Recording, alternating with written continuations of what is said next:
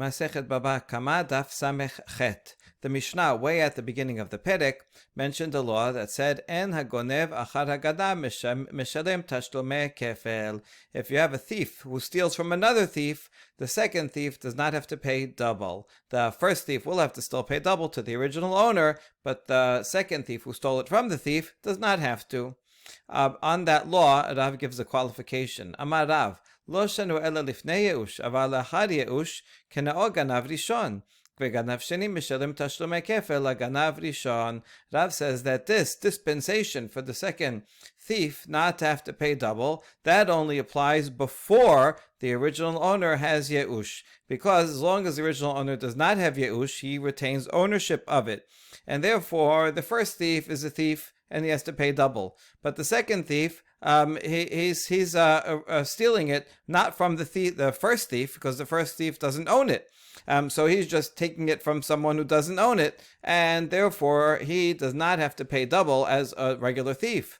However, if the original owner despairs of finding it, then, so Rav thinks that Yeush Koneh, that despair creates an acquisition of the item to the first thief. Now, right, the first thief owns it. When the second thief then comes along after that point and steals it, he is doing an act of stealing, because after Yeush, the first thief only has to pay money back to the original owner, but he owes the item that he stole. And now the second thief stole that item, and he's stealing it now from the new rightful owner. It's hard to call him rightful, but he is the legal owner. Technically, he's stealing it from the legal owner, and therefore the second thief has to pay double to the first thief, and the first thief will also have to pay double the amount to the original owner. Okay, very good chidush. And now we're going to challenge Rav from three sources. Amar Rav Sheshat, Amina kinaim v'shachib Rav, Amar laha shema'ata. Rav Sheshat, again, as he said before, said it must be that Rav was sleeping when he taught this law, because it contradicts a braita. Detanya, Amar Rabbi Akiva, mipnei amra Torah tabach u'machar. משלם תשלומי 4 ו5 מפני שנשתרש בחטא. So Rabbi Akiva taught in the Braita, how come the Torah requires that a thief who slaughters or sells an ox or a sheep, how come he has to have to pay 4 or 5 times? Because he deepened his sin. One sin is that he stole in the first place. And now, look how little he cares about his sin. He doubles down on his sin, and now he also slaughters it or sells it. That's his braita. Let's analyze. Emat, ilema lifnei yeush. So what is it talking about? Is it a case where the original owner did not despair? Mika nishtaresh. So then, did he deepen his sin? He did not. Since the owner did not have Yeush, the original owner still keeps ownership of the item. So the thief now took it, he stole it. By slaughtering it or selling it, that sale does not do anything. The sale is an illegal sale, is an ineffectual sale. And so let's just focus on the sale thing, the sale case, not the slaughtering case. So he did not deepen his sin by selling it. He actually has done an ineffectual legal act. Rather, it must be that Rabbi Akiva's statement is assuming that the owner already had a Yeush and thereby transferred ownership to the thief. And now the thief owns this item. But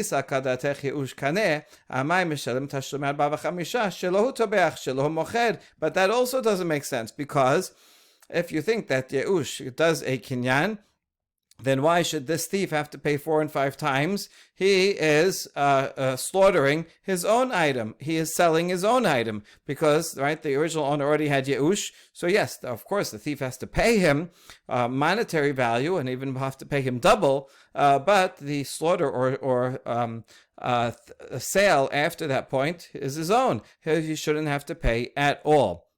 And therefore, if we apply this same logic back to Rav says that after despair, then the Yeush is koneh. But we just proved from this baraita of Rabbi Akiva that if you say Yeush koneh, then you would not have to pay 4 or 5, because he's killing his own. So it must be Yeush is not koneh, and therefore Rav would be wrong to say that if the original owner had Yeush and then the second thief steals it from the first thief, that the second thief would have to pay double. No, he should not have to pay double, because even after Yeush, the first thief does not attain ownership. That's the question. Amri kedamar Rava mipnei sheshana b'chayet hachana mipnei sheshana b'chayet. And so we answer the same way Rava answered in a different context. We're going to see that context later on this very daf about this very source. It just says it in a slightly different context, but we're going to apply the same answer here. Over there, Rava said, because it's not that he doubled his sin, that meaning that he deepened his sin and sinned again, but rather sheshana, that he repeated his sin. And again, he didn't sin again. So we're talking about, now we're going back to the drawing board with Rabbi Akiva and saying it all happened before there was Yeush, and then he stole it, and then by selling it, so yes, it's true, the sale was an invalid sale. Nevertheless, he does another act of theft by not caring so much that not only did he steal it, but now he sells it. Even though it's an invalid act, it's not that it deepens the sin, but it does repeat the act of the sin, and that's what he meant to say. And therefore, since this is all talking about before Yeush, therefore it makes sense that if he sells it or slaughters it, he's selling and slaughtering something that's owned by the original owner, and that's why he has to pay 4 and 5. But indeed, Rabbi Akiva can very well think that Yeush is koneh, and therefore Rav is okay also to think that Yeush is koneh, so we solve that problem. Second challenge, Tashema utbacho o mecharo matabicha she'ena chozeret af mechira she'ena chozeret. This baraita teaches that in order to be liable 4 and 5, you have to be tevacho or mecharo, that has to be in a similar way. Just like slaughtering, you cannot get the animal back. Once it's dead, you can't revive it. So to mechira has to be a final sale in order to pay 4 or 5, right? That it doesn't come back. But if it's not a final sale, then you don't have to pay 4 and 5. Now let's analyze. If it's before the original owner despaired, then why are you saying it's not a final sale? Because it is a final sale. Before Yeush, the original owner owns it. The first, the thief sells it to someone.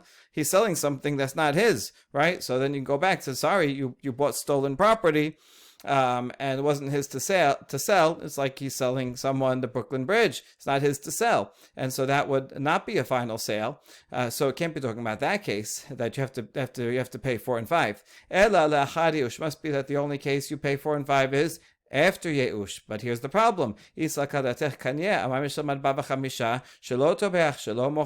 you think that Yeush is koneh, then why would you have to pay 4 and 5? Once the owner despairs, then the item belongs to the thief, and if the thief slaughters it or sells it, he's doing that to his own property. He shouldn't have to pay a penalty in 4 and 5, and therefore must be wrong that Yeush is koneh. And once we prove that, then back to Rav also cannot say that after Yeush, the second thief has to pay double. Why should the second thief pay double, even if Yeush is not koneh? So Rav is assuming Yeush is koneh, but this source shows that Yeush is not koneh. And we answer this also, Kedamar Rav Nachman, Perat shehiknash l'shloshim yom, hachaname perat shehiknash l'shloshim yom. Rav Nachman explained this very braita in a slightly different context that we're also going to see later on this very daf. And so we're going to borrow it from now. Obviously, the later sugya was earlier chronologically, that this sugya here is borrowing all the answers from there. Anyway, Rav Nachman said about this baraita that it's not coming to exclude a sale that's not a valid sale, but rather it's coming to exclude a sale that's less than 30 days. It could be a very valid sale. It says, I'm selling it to you for 30 days, but that's not really a sale. Anyone looking at that would say, well, that sounds like a rental to me. It's just a lease, and so that kind of sale is not permanent enough to trigger 4 and 5. That's what this baraita was talking about. But in fact, if it was before Yeush, that's what you'd have to pay 4 and 5, even though the sale is invalid at that point, and that's what that baraita is talking about. And so there is no challenge to Rav talking about after Yeush. Could very well be after Yeush. It does transfer. Metibeh, third objection from another baraita, Ganav. This is a long baraita, has 3 cases. We're going to need to know all of them. Ganav uba ached ugnavo. Harishon meshalem tashlumei kefel, v'hasheni eno meshalem ela keren bilvad. The first case is one person steals an item. A second person steals it from the first thief, right? So a second thief. The first thief pays double, of course, and the second thief only pays 1. Okay, good. That's in fact what our Mishnah said. So this would make sense to Rav as long as we say that it was before Yeush. So far so good. Here's the problem. Ganav umachar uba ached ugnavo. Harishon meshalem tashlumei 4 ו-5 והשני meshalem tashlumei kefel. The thief stole it, the item, and then sold it. And then the second thief comes and steals it from that buyer. And that buyer, we presume, was never a good buyer to begin with. We'll have to see if it's before or after Yeush. So the law is that he pays. The first thief has to pay 4 and 5 because he stole and sold it. That makes sense. The second has to pay double. If he pays double, that we're assuming that sale was a good sale, which would mean that this has to be after Yeush in order for that sale to be proper, such that the second thief is stealing it from someone who legally owns it. And if this is after Yeush, then the first also has to be after Yeush, and this is a problem because Rav would say this he should pay 2 in this case. So here the problem is going to come from the second, and then it's comparison to the first. And then the third case is Ganav v'tabach uba ached ugnavo. Harishon meshalem tashlumei 4 ו-5 והשני eno meshalem tashlumei kefel ela keren bilvad. Again, someone steals something and he slaughters it. And someone else, second thief, comes and steals the slaughtered animal. The first guy has to pay 4 and 5. Of course, he stole it and slaughtered it. It makes sense. And the second does not have to pay double. He only has to pay a single amount. All right, let's analyze this. Ketane miha mesiata. Focus on the second case. Ganav machar uba ached ugnavo. Harishon meshalem tashlumei 4 ו-5. V'hasheni meshalem tashlumei kefel. When he stole it and sold it, and then someone else comes and steals it from the buyer, the first guy certainly pays 4 and 5 because he stole it and sold it, but the second thief has to pay double. Now, what's the case? Emat ilema lifnei yeush sheni amar meshalem tashlumei kefel shinui reshut belo yeush miika leman de'amar de'kaneh. If it was before this whole thing happened before the owner had despaired, so this owner is still thinking he's gonna find it again. So then, why does the second thief have to pay double? It's true there was a change in possession, right? It goes from the thief to the buyer.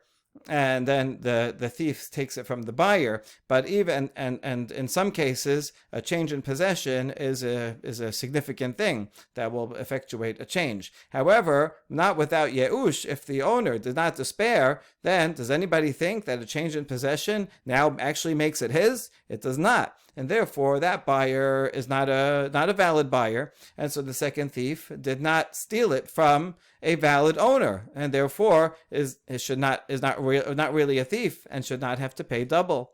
Ela peshita lachar Yeush. Rather, the middle case must be after the owner already had Yeush, and then the ownership transfers to the first thief when the first thief sells it. So he's selling something that is really his.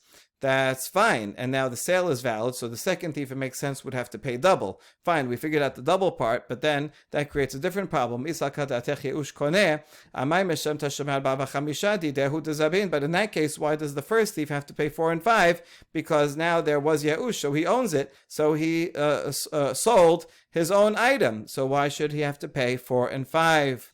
That's one question. Vetu de katani resha ganav uba acher ugnavo rishon misham tashum kefil vashani and mishalem ela keren. So first of all, the middle case is itself self-contradictory, and we have a problem with the first case, that when first guy steals it and the second guy steals it from the thief, the first one has to pay double, and the second one only pays one. Now we just established we established from the second case that we're talking about after Yeush. And if you assume that Yeush does make an acquisition, well then, why should the second thief pay only one? Since the first thief now is after Yeush, so the first thief has acquired it, the second thief is a real thief. He took it from the legal owner, and therefore the second thief should have to pay two as well. Rather, the final conclusion must be that Yeush does not make an acquisition, and this is a serious challenge to Rav.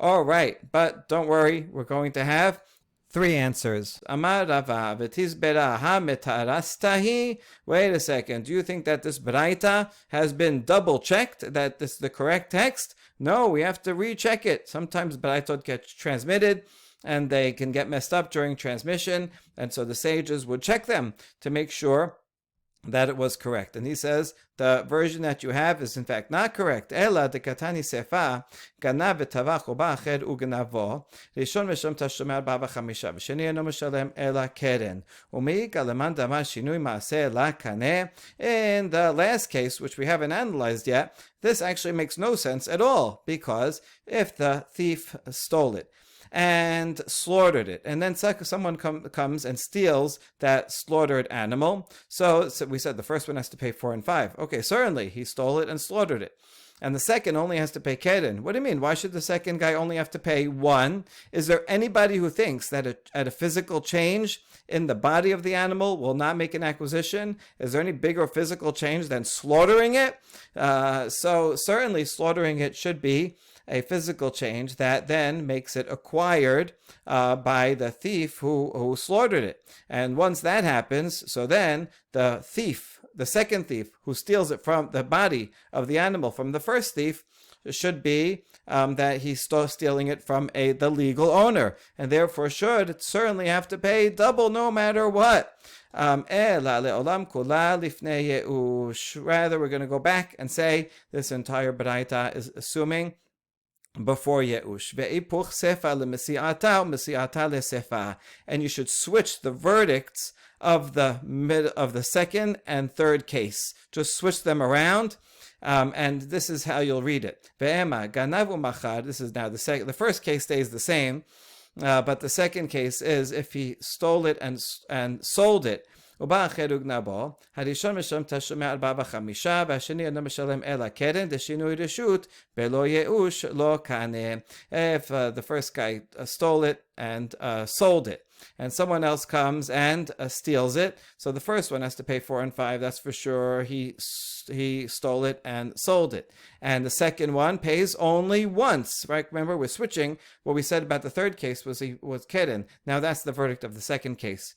Why? Because shinui reshut belo yeush. There was talking about a case where there was no yeush. So just because it changed hands, but is not going to make it acquired, and therefore the second thief stole it from someone to whom it didn't belong anyway, and therefore does not have to pay double. Good, we solved that problem. Ganav v'tavach uba acher ugnavo harishon mishalem tashumei 4 ו5 והשני משלם תשלומי כפל דקניה בשינוי מעשה. And the third case also now makes sense, that if someone stole it and slaughtered it, and someone else came and stole the carcass, the first thief has to pay 4 and 5. He slaughtered it, and the second one has to pay double because in the act of slaughtering it, that is a physical change in the item, and that does make a transfer of acquisition from the owner to the first thief, and so the second thief is stealing it from the legal owner, and that's why he has to pay double.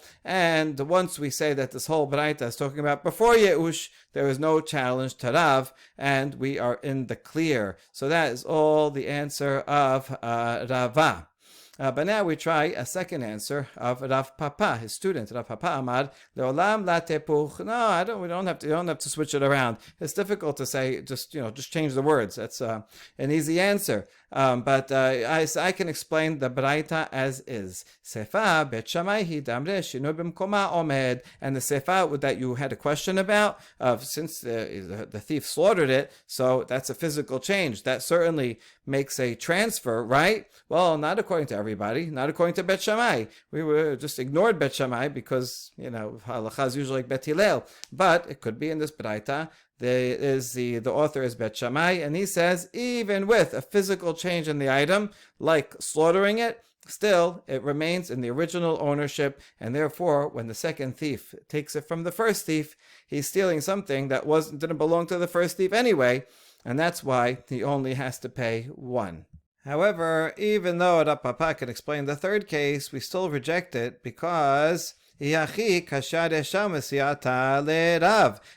it does not explain the first two cases according to Rav. This is the original question, as we said. The middle case is self-contradictory, and if you have to pay, if the second, remember, we're not switching it around. So, the second thief has to pay double. He only has to pay double if the item was in fact transferred, which means it's after Yeush. But if it's after Yeush, then how come in the first case, the thief only has to pay a single amount? There's no way to reconcile it. And furthermore, if it's after Yeush, and that explains why in the middle case he has to pay double, then why does the first thief have to pay 4 and 5? There was already Yeush, and he acquired it, so he slaughtered his own thing. So we haven't solved those problems. So comes to the rescue a third answer, Amar Rav Zavid. Leolam kula lifnei Yeush. In fact, we can explain this entire Braita that there was no Yeush when it was in the hands of the first thief. Pacha ma'eskinan shenityashu be'alim belokeach velo nityashu beganav tavale Yeush v'shinui reshut. And this is going to be essential for understanding the middle case. That the owner, the original owners, did have Yeush when it was in the hands of the buyer, but not before that when it was in the hands of the first thief. And so here's how it works. The first thief steals it, and there's no Yeush, and he sells it, and there's no Yeush, so he has to pay 4 and 5 because it's not his, right? If it was Yeush and he sold it, and so I'm selling what's mine, so that's why he has to pay 4 and 5 because there was no Yeush when he sold it. Now it's in the hands of the buyer, and now the owner has Yeush, but now it comes after 2 steps, not only Yeush but also a transfer in possession, right? It went from the thief to this buyer, and so now the combination of the transfer in possession and the Yeush, now it really does belong to that buyer. And now when the second thief comes and steals it from the buyer, he's stealing it from a legal owner, and that's why the second one has to pay double. Okay, so pretty brilliant to figure that out. And you don't have to say necessarily, according to this, that you actually do need both Yeush and a change of possession. It could very well be that Yeush alone, if that would make it acquired by the thief. And therefore that would be in accordance with Rav's opinion, and that would explain the first and the third cases also, when there was no Yeush, when it was in the hands of the thief, and that's why the first thief has to pay double, the second thief only has to pay 1. But the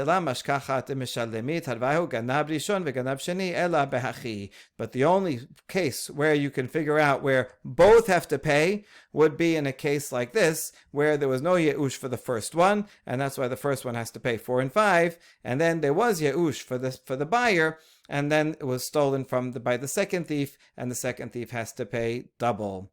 All right, so now we resolved all the challenges to Rav, and now we go to a related machloket. Itmar, hamochel lifnei Yeush Rav Nachman amar hayav, Rav Sheshat amar patur. Thief who sells the item that he stole before the owner's despair, Rav Nachman says that he has to pay 4 and 5. Rav Sheshat says if he sells it before the owner despairs, he does not have to pay 4 and 5, only if he sells it afterwards. Let's explain the two positions. Rav Nachman amar chayav umecharo amar chamana vehazabin lashana lifnei yeush lashana lachar yeush. Rav Nachman said that is quoting a pasuk. It says if the thief sells it, that's it. So he sold it. It doesn't matter if the owner had yeush or not. It doesn't matter. You always have to give 4 and 5. Rav Sheshat amar patur chiyuve lachar yeushu dahanu ma'asav aval lifnei yeush delanu ma'asav lamechayev tuma detbicha ba'enan dahanu ma'asav. Rav Sheshat says if there was no Yeush, he is not liable. Why? Because he only is liable to pay 4 and 5 after Yeush, because that's when the sale is a valid sale. After Yeush koneh, Rav Sheshat thinks, and then it belongs to the thief, and then when he sells it, it's an effective sale. But before there is Yeush, the thief doesn't own it. So the sale is an ineffective sale, and so he would not have to pay 4 and 5. And this is in comparison to Tebicha, where his action is effective. In Tebicha, no matter what, you're slaughtering it, so it is slaughtered, and that is an effective act. And so too, the sale has to be a legally binding sale in order for him to be liable to pay 4 and 5. Amar Rav Sheshat, I have a proof for my opinion that before Yeush, the thief is patur if he sells it. From where? Detanya, Amar Rabbi Akiva, Mipnei Mamra Torah Tabach Machav Mishal Merba B'Chamisha Mipnei Shenishtaresh Behet. Emat Ilam Lifnei Yeush Mikan Nishtaresh Ela Lav Lachar Yeush Hu. We already know the source, Braita, that Rabbi Akiva says, how come the Torah says that a thief who slaughters and sells it has to pay 4 and 5? Right? Why so? Why this great stringency? Because he deepened his sin by not only stealing it, but then doing the second act. Now, what's the case talking about? If it was before Yeush, so did he deepen his sin? Nothing happened. It still belongs to the original owner, so his sale is not a valid sale. So he didn't really do anything. Rather, must be after Yeush, and it's only after Yeush. Now he has ownership, and he then sells it. Now he did something doubly bad. He stole it twice. So that means that he only has to pay 4 and 5, not before, because before he didn't deepen the sin. But only afterwards did he deepen the sin. And so you see, this is a proof for Rav Sheshat. You only have to pay 4 and 5 after Yeush. But Rava rejection. No, don't say deepen the sin. That has to be a second sin and something also again bad. But rather, he just repeated the act of the sin, even though actually by selling it, it was ineffective. So he didn't actually do anything, change any ownership again, but by stealing it once and then doing an act that is just adds insult to injury, even though it doesn't really add more injury, that is itself why you have to pay 4 and 5, and that would be true even before Yeush, and so we can explain this Braita not according to Rav Sheshat. Second proof for Rav Sheshat, attempted proof, Tashema, Utbacho mecharo, matibicha shena chozeret, af mechira shena chozeret. Again, we already saw this Braita, that you only pay 4 and 5 when when the two acts are in some way similar. Just like slaughter is final, you can't bring it back to life. So too, you only have to pay 4 or 5 for a final sale. If it was before Yeush, why shouldn't it be a final? Why should it be a final sale? You can go to the buyer and say, "Sorry, you bought something that didn't belong to the seller." Rather, it must be that this only applies after Yeush, and the payment for 4 and 5 is only after Yeush, which is what Rav Sheshet said. But we say no, it's not necessarily proof to the Gemara of Nachman Perat l'Sheik. Now, lo l'Shilshim Yom. This source was not saying to rule out a non-binding sale. Rather, it was ruling out a sale that's for less than 30 days, because that's just a rental, not really a sale.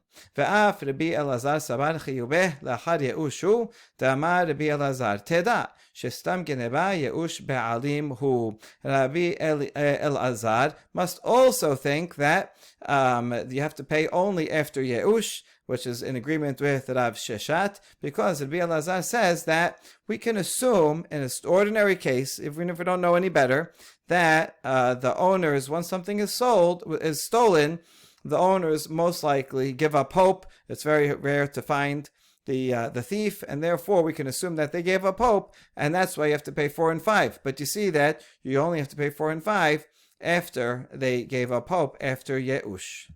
Now, how does Rabbi Elazar know that we can assume that the owner gives up hope as soon as it's stolen?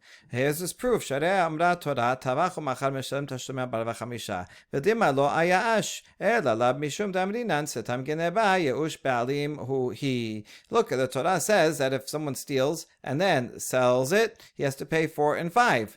Sounds like in all cases, but maybe the owner did not despair. In that case, well, the sale is not a real sale. Rather, it must be that we assume that when someone steals, the owner automatically despairs, and that's why. So really, Rabbi Elazar is saying that you always have to pay 4 and 5, but it's only because he assumes that the owners always despair, and therefore he agrees with Rav Sheshet. You don't have to pay 4 and 5 before Yeush if you knew for sure. Now, V'dilma afal gav de la Yash. Wait a second. How do you know that this is a good assumption? Maybe the Torah is assuming that you have to pay 4 and 5 even before despair, like Rav Nachman said. And that's why you have to always pay 4 and 5. How do you know it means that the owners always despair? And so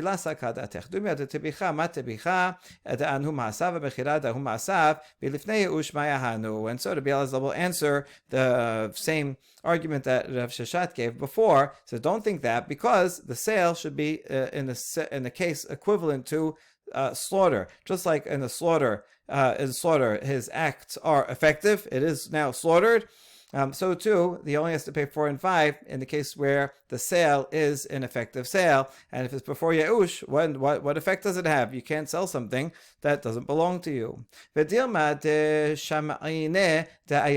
now we ask, wait a second, how do you know that again, challenging Rabbi Elazar's assumption, how do you know that it's because we assume, even without knowledge, stam, that the owner always has Yeush. Maybe the Torah is assuming a case where we actually heard specifically that, this owner despaired, and that since we know he despaired, that's why the thief has to pay 4 and 5, but we can't assume it otherwise. And so now Rabbi Elazar will continue the comparison. He says, no, that can't be, because just like tebicha, immediately when the thief slaughters it, then for sure he has to pay 4 and 5. So too, the sale the verdict has to be immediate. That he'll have to pay 4 and 5 as soon as he sells it, and it can't be only if enough time passed for the owner to despair, and we checked and made sure that he did despair. No, it has to be that this law would apply even immediately, and therefore it's a basic assumption that owners do despair. Amar lo Rabbi Yochanan, Geneva benefesh tochiach she'en yeush be'alim ve'chayab. Rabbi Yochanan challenges Rabbi Elazar and says, no, it's not true that there can be consequences of a sale and a punishment for selling even before Yeush. How do you know? From kidnapping. The Torah says, "V'goneb ish umecharo mot yumat." If you steal a human being and then sell the human being, the kidnapper gets the death penalty. Now, in that case, there is no yeush. No one ever despairs over finding himself or being freed. He says, you kidnapped me. You know what? No one's ever going to find me. So you may as well, I'm yours now. No one ever says that, right? Everybody says, no, I'm still my own person. I'm going to get free. Get me out of here.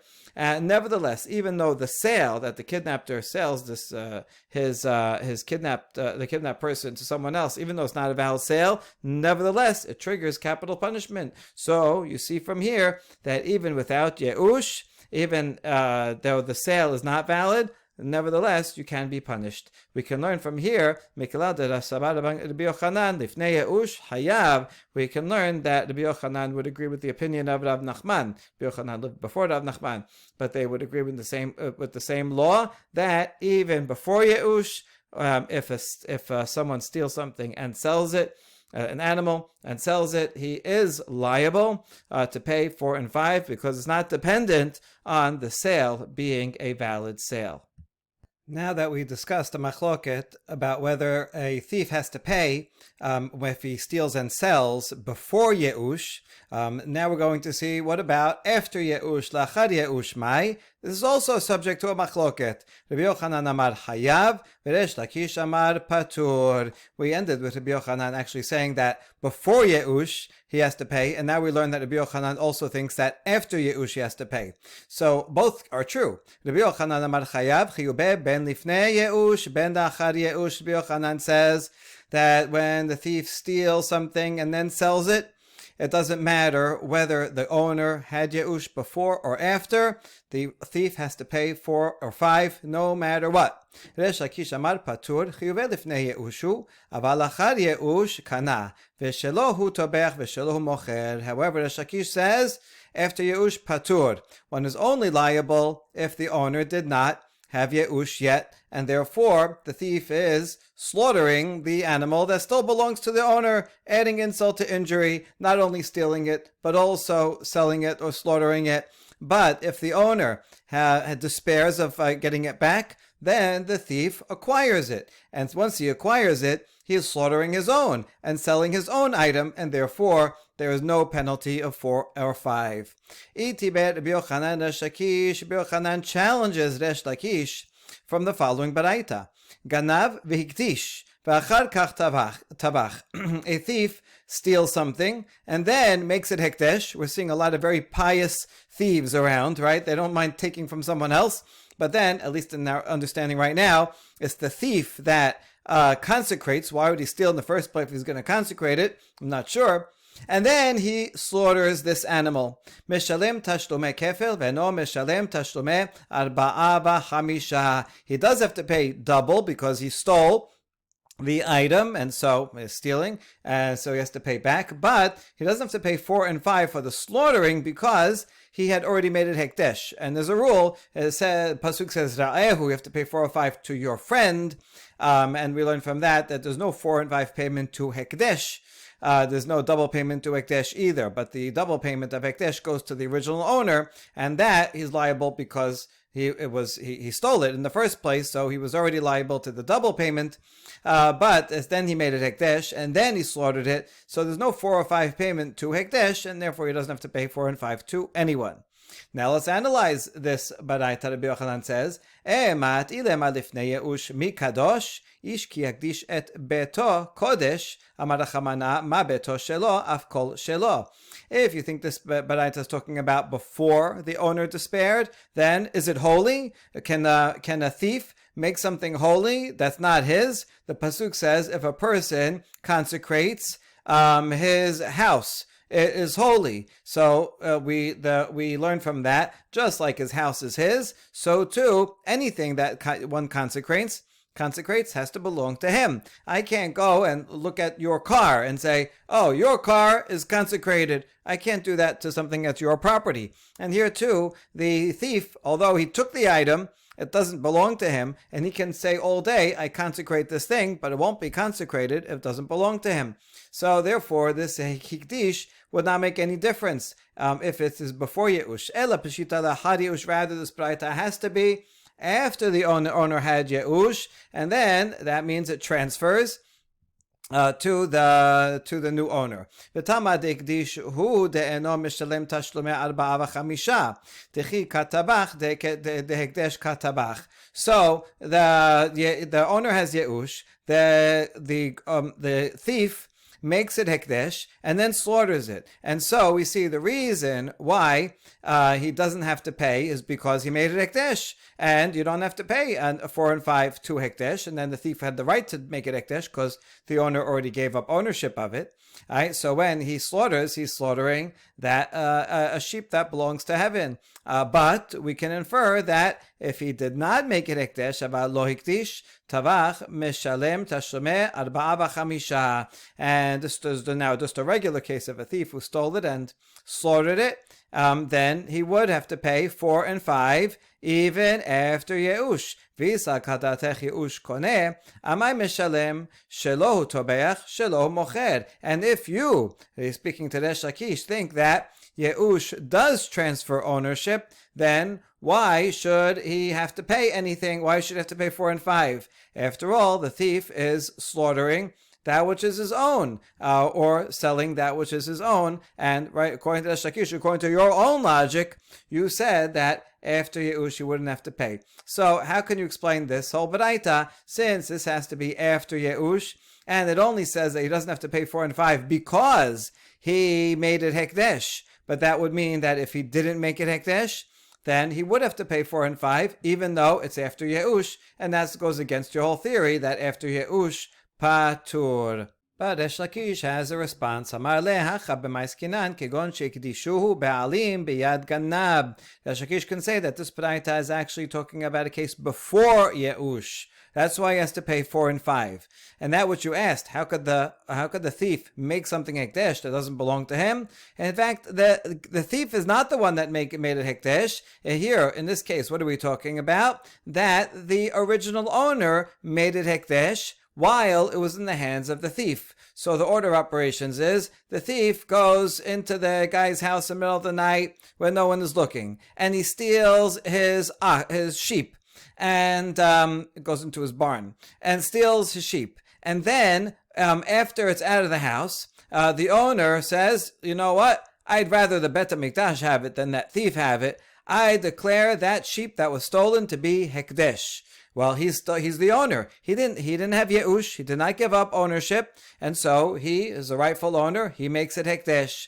After that, the thief slaughters it. So the thief in that case does not have to pay 4 and 5 because he slaughtered something that belongs to hekdesh, and there's no payment of 4 or 5 to hekdesh. But if the owner had not made a hekdesh and the thief slaughtered it, then he would have to pay because it's before Yeush. Good. That's a very nice answer of Resh Lakish.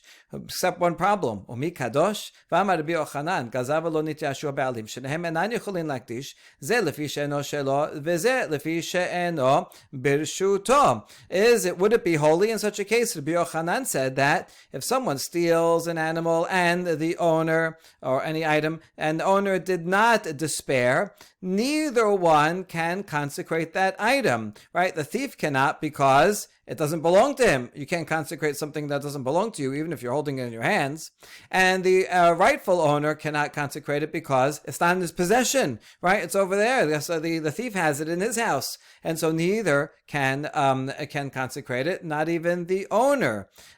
So this is a good challenge, except that it's Rabbi Yochanan's opinion. Resh Lakish doesn't have to agree with that. Resh Lakish can say, I follow this other opinion of the pious ones. What do they say? Well, we know about them from a Mishnah in Maseh Sheni Ditnan. Hasinuim manichin et hamaot ve'omrim kol hanilkat mizeh yeheh mechulal al hamaot ha'elu. These very pious people, look what they did. If they had a vineyard and it was past Orla the 3 years, and now it's Neta Revai, it's in the 4th year. The law is that during the 4th year, the owners, anyone is allowed to eat from that those grapes or that fruit from a tree, or as long as they bring it to Jerusalem. Or they can redeem it for money and spend the money in Jerusalem, like Maaser Sheni.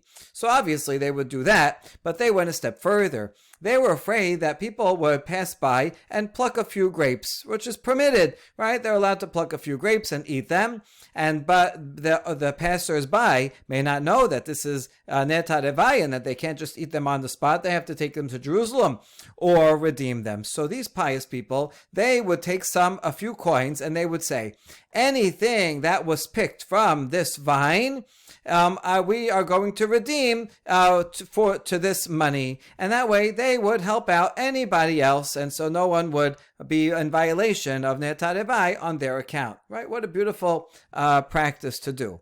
What do we see from here? That they think that you can redeem fruit that someone else took, even though it's yours, but now it's in their possession, you can still redeem it. And so therefore it makes sense that they would also say that an owner can make hekdesh, something, just like you can take something holy and make it, redeem it and not holy, so too you can say something not holy that is yours, but is in the hands of someone else, and you can consecrate it and make it holy. And so, although this goes against Rabbi Yochanan, but Resh Lakish says, I follow the Sinuin in this Mishnah, and I think the owner can make it hekdesh. But now another problem with Resh Lakish, Vare Hazra Keren La Be'alim. Yeah, but there's another problem, that as soon as the owner makes it hekdesh, the principal returns to the original owner. It's as if the owner went and grabbed it and took this ox back to his home. Although he didn't physically get it and bring it back to his home, by making it hekdesh, he exerts authority over it.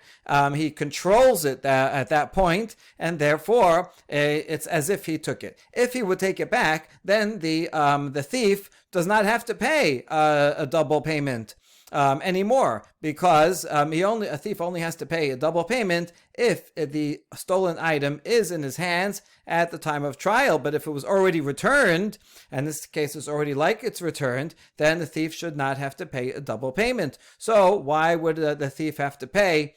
Why would a thief have to pay anything at all? And the answer is Kishamad Bedin. We're talking about a case where the thief already stood judgment. So the order of operations is the thief stole an ox in the middle of the night, and then he went to court. And court said, you have to pay.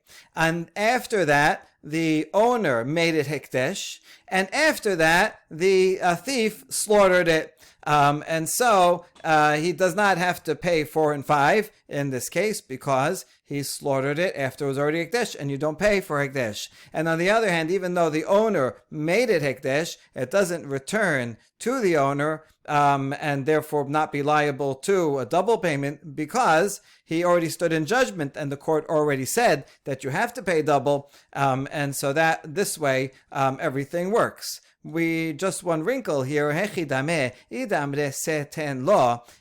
the Bet Din already gave an order and told the thief, go and pay him this amount, then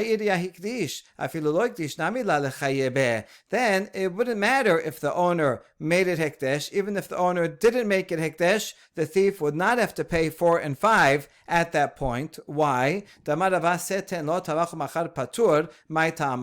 already explained this. If the court, once they issue a ruling and an order, tells the thief, go and pay, and then the thief afterwards slaughtered it or sold it, the thief does not have to pay 4 and 5 times. What's the reason? Rava explains it. Kevan de pasku lemilite v'tavachu machar havale gazlan v'gazlan eno mishalem tashlomer ba'ava chamisha. We have a rule that the 4 and 5 payment is only a burglar in the night, because he is not afraid of God but is afraid of people. Well, that's a terrible thing. And so he has to pay this fine of 4 and 5. Whereas a gazlan, someone who's just a robber out in the open, well, at least is an equal opportunity. Has no fear in equal opportunity way. He doesn't fear God or people. He does not have to pay 4 and 5. That's the rule. Now, this guy originally was a robber in the night, and that's why he's eligible to have to pay 4 and 5. However, once the Bet Din says you have to go pay, and this guy he doesn't care. He goes against an explicit order of the Bet Din, and he goes and slaughters it anyway, or sells it anyway,